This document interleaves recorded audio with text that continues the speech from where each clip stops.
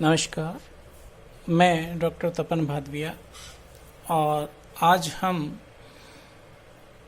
जो टॉपिक देखने जा रहे हैं वो है वित्तीय विवरणों का विश्लेषण। जैसा कि आप सब लोग जानते हैं कि ट्रेडिशनली दो वित्तीय विवरण हमारे द्वारा बनाए जाते रहे हैं, प्रत्येक व्यवसाय के द्वारा बनाए जाते रहे हैं। एक बैलेंस शीट या चिट्ठा जो किसी फर्म या व्यावसायिक इकाई की किसी वित्तीय वर्ष के अंतिम दिन वित्तीय स्थिति फाइनेंशियल पोजीशन को दर्शाता है, तथा दूसरा लाभ हानि खाता P&L अकाउंट या इनकम स्टेटमेंट जो किसी वित्तीय वर्ष के दौरान की गई ऑपरेटिंग एक्टिविटीज के वित्तीय परिणाम लाभ अथवा हानि को दर्शाता है। आजकल एक और स्टेटमेंट कैश फ्लो स्टेटमेंट भी बनाया जाता है जो किसी वित्तीय वर्ष में व्यवसाय के द्वारा की गई operating, investing and financing activities के द्वारा जनरेट किए गए कैश फ्लो को प्रदर्शित करता है। आज हम बात विश्लेषण की जब करें, वित्तीय निर्णयों को जब लिया जाना हो, प्रबंधकों के द्वारा निर्णयों को जब लिया जाना हो, तो उनके सामने कुछ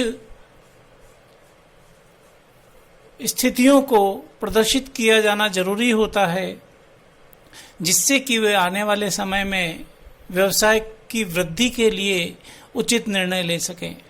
इसी बात को ध्यान में रखते हुए विभिन्न वित्तीय विवरण विश्लेषण की तकनीकें हैं। उन तकनीकों में वित्तीय विवरणों को विभिन्न भागों में बांटकर विभिन्न प्रकार के वर्गीकरण और एनालिसिस किए जाते हैं। आज हम देख रहे हैं इस टॉपिक में कि चिट्ठा या बैलेंस शीट को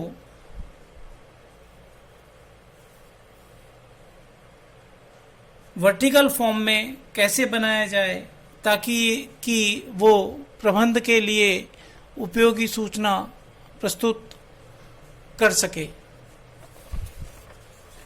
आपके सामने है कि अगर बैलेंस शीट को वर्टिकल फॉर्म में बनाया जाना है किसी वित्तीय वर्ष के अंतिम दिन, तो उसे इस प्रकार से दो भागों में विभाजित किया जाना है: sources of funds and application of funds. Sources of funds में व्यवसाय ने एक समय में किन स्रोतों से कितना फंड्स इकट्ठा किया हुआ है, यह प्रदर्शित किया जाता है।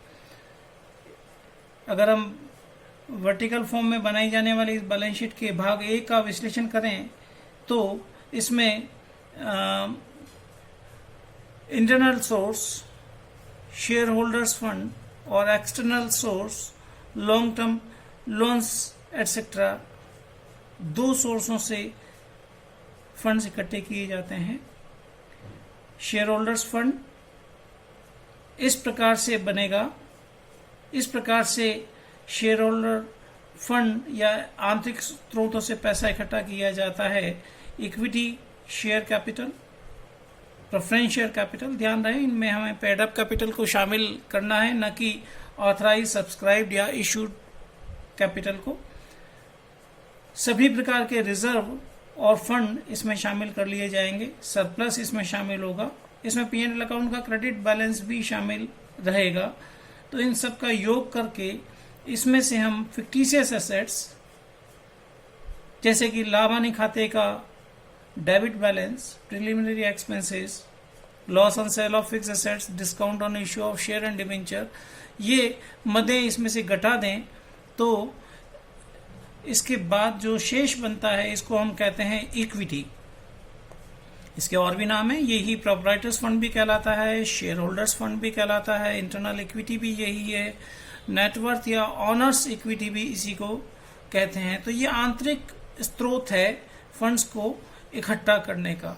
फिक्टिशियस एसेट्स आपको ज्ञात ही है कि जो ट्रेडिशनल तरीके से बैलेंस शीट बनाई जाती है उसमें एसेट पक्ष में सबसे नीचे लिखी जाने वाली मिसलिनियस एसेट्स हैं, ये वो खर्चे और हानियां हैं वास्तव में जिन्हें पूर्व में लाभ की अपर्याप्तता के कारण अपलिखित नहीं किया जा सका है। तो ये कृत्रिम संपत्तियां घटाने के उपरांत जो शेष है वो इक्विटी कहलाएगा। इसको यहाँ घटाने, कृत्रिम संपत्तियों को यहाँ घटाने का लॉजिक ये है कि जिस व्यवसाय के समापन पर यदि लाभों पर रिजर्व पर अधिकार शेयर होल्डर्स का रहता है तो उस प्रकार की पुरानी हानियों को भी उन्हीं के द्वारा वहन किया जाना है। तो इस इक्विटी बतलाता है आंतरिक स्रोत की, आंतरिक स्रोतों से कैसे फंड्स व्यवसाय के द्वारा इकट्ठे किए गए हैं। दूसरा सोर्स है लॉन्ग टर्म लोन्स, जिसमें सिक्योर्ड अनसिक्योर्ड लोन्स शामिल हो जाएंगे। बैंक या फाइनेंशियल इंस्टीट्यूशन से लिए गए जिनके ऊपर किसी निश्चित दर से ब्याज दिया जाना है। इसी में डिवेंचर्स भी शामिल होंगे। ये वो डिवेंचर्स हैं जो कंपनी के द्वारा इस व्यवसाय के द्वारा जारी किए गए हैं और जिनसे फंड्स इकट्ठा किया गया है उनको एक निश्चित दर से ब्याज देने का गारंटी दी गई है। इस प्रकार से इनका योग जो है ये डेट्स या लॉन्ग टर्म लोन्स कहलाता है। जब हम इक्विटी और लॉन्ग टर्म लोन्स या डेट्स को जोड़ देते हैं तो ये लॉन्ग टर्म फंड्स कहलाता है। इसका मतलब ये हुआ कि ए पार्ट सोर्सेज ऑफ फंड्स जो समाप्त होता है कहां पर, लॉन्ग टर्म फंड्स पर, जिसमें आंतरिक और बाहरी दोनों स्रोतों से जो कोष इकट्ठे किए गए हैं उनका विवरण प्रदर्शित होता है। दूसरा भाग इसी एनालिटिकल बैलेंस शीट का जो आप देख रहे हैं वो है एप्लीकेशन ऑफ फंड्स, कि जो इस प्रकार से पैसा या फंड्स व्यवसाय के द्वारा इकट्ठा किया गया उसे कहां पर विनियोजित किया गया। प्रायः यह व्यवसाय की ऑपरेटिंग एक्टिविटीज को परफॉर्म करने के लिए काम में आता है और इसे हम कार्यशील पूंजी कहते हैं।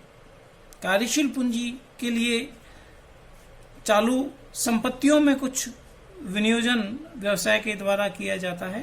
तो करंट एसेट्स में अगर हम लिक्विडिटी ऑर्डर को ध्यान में रखें तो इसमें cash, bank, marketable security, bear, debtors, loose and tools, other current assets, stock, prepaid expenses शामिल होते हैं। मार्केटेबल सिक्योरिटीज वास्तव में वो इन्वेस्टमेंट हैं जिन्हें जो ट्रेडेबल हैं, जिन्हें व्यवसाय के द्वारा मार्केट में तुरंत बेचा जा सकता है।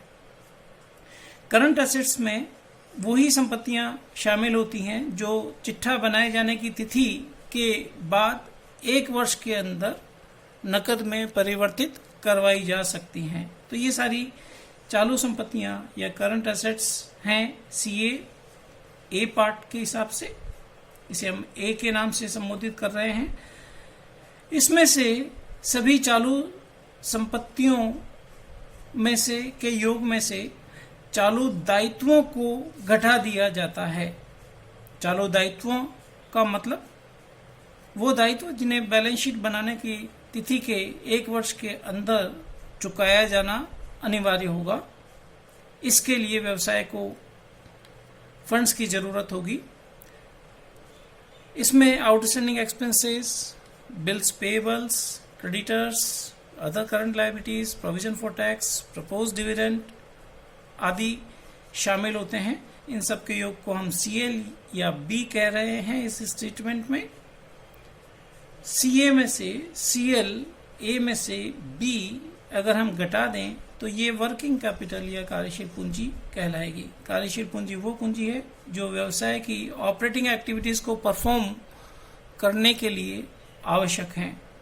कार्यशील पूंजी पर्याप्त होनी चाहिए जिससे कि व्यवसाय के द्वारा जो क्रियात्मक कार्य हैं, ऑपरेटिंग एक्टिविटीज हैं, उन्हें सफलतापूर्वक संपन्न किया जा सके।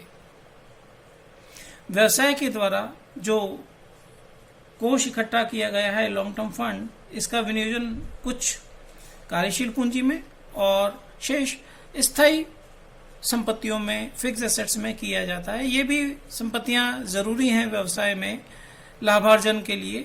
इनके बिना क्रियात्मक कार्य सफलतापूर्वक संपन्न नहीं किए जा सकेंगे। स्थायी संपत्तियों में डेप्रिशिएबल एसेट जिनके ऊपर हाश लगाया जाता है, उनका नेट ब्लॉक शामिल कर लेंगे, यानी कि ये WDV of the depreciable assets है। इसमें नॉन डेप्रिशिएबल फिक्स एसेट्स जो भी हैं उनको जोड़ लिया जाएगा। अगर कोई निर्माणाधीन पूंजीगत संपत्ति हैं उन्हें इसमें जोड़ लिया जाएगा, कैपिटल WIP। इन्वेस्टमेंट, जैसा हमने अभी देखा कि अगर इन्वेस्टमेंट हमें दिए हुए हैं तो इन्हें फिक्स एसेट्स में ही शामिल किया जाता है। अगर ये ट्रेडेबल हैं, मार्केट में बेचे जाने योग्य हैं, ऐसी सूचना प्रदर्शित हो तो इन्हें मार्केटेबल सिक्योरिटी मानकर करंट एसेट्स में शामिल कर लिया जाता है, अन्यथा ये फिक्स एसेट्स मानकर फिक्स एसेट्स में ही शामिल किए जाते हैं। इसी में फिक्स एसेट्स में ही इंटेंजिबल एसेट्स, अदृश्य संपत्तियों को भी शामिल कर लिया जाता है। ये वो संपत्तियां हैं जो व्यवसाय में लाभार्जन के लिए उपयोगी है, यद्यपि ये देख छू नहीं सकते हैं इन्हें हम। ये गुडविल है, patent, copyright, trademark, licence et cetera. इन सब संपत्तियों के योग को हम कहते हैं फिक्स एसेट्स डी। तो दो प्रकार की संपत्तियों में व्यवसाय विनियोजन करता है। एक वर्किंग कैपिटल जो CA माइनस CL से बन रही है, और दूसरा इन सभी फिक्स एसेट्स में। वर्किंग कैपिटल और फिक्स एसेट्स को अगर हम जोड़ लें तो ये कैपिटल एम्प्लॉयड कहलाएगा, व्यवसाय में विनियोजित पूंजी।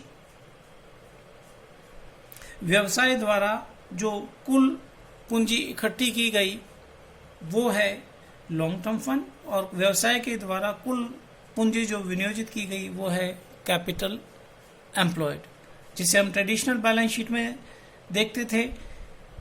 टोटल एसेट्स हमेशा बराबर होती है टोटल लायबिलिटीज के, ठीक उसी प्रकार से यहाँ पर भी part a long term funds हमेशा बराबर होंगे कुल विनियोजित पूंजी के।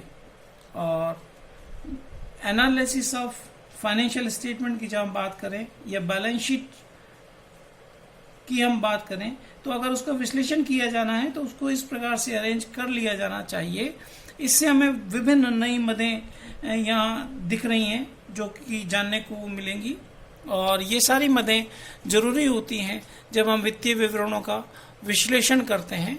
तो vertical form of balance sheet is this. इस प्रकार से हम सारी प्रश्न में दी गई सूचनाओं को अगर हम अरेंज कर ले तो विभिन्न प्रकार की मदें हमें आसानी से उपलब्ध हो जाएंगी, जो कि एक निश्चित प्रकार के विश्लेषण के किए जाने के लिए आवश्यक होती हैं। धन्यवाद।